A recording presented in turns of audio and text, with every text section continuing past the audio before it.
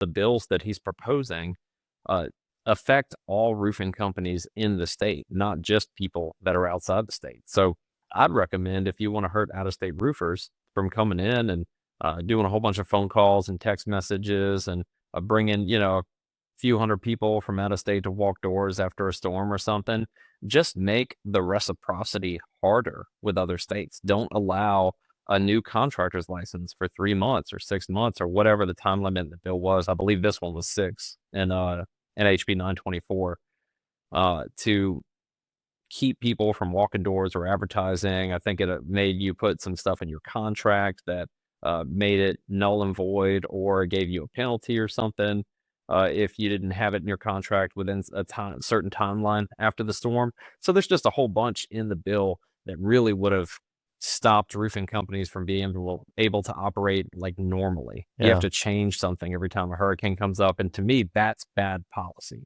You shouldn't have to change what you do depending on if it's a named storm or a regular storm. We're roofers.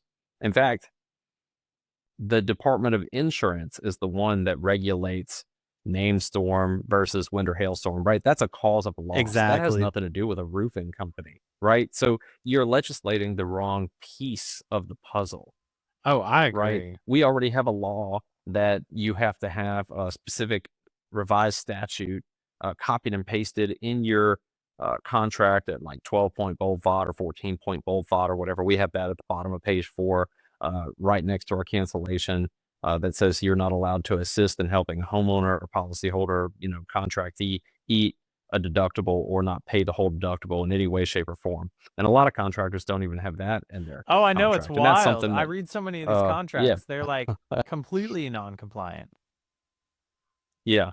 And that's something that we help out. Whenever our members join, we're happy to take a look at their contract if they want to send it to us, just so we can make recommendations. And of course, we're not a lawyer, but we do want to give them the revised statutes that allows them to make sure at least they're in as much compliance as we can find, right? But no contract is perfect, right? There's always going to be some loophole. There's always going to be something that you leave out. And contracts are really to make sure that we do the work and we get paid for the work, not to, nitpick, right?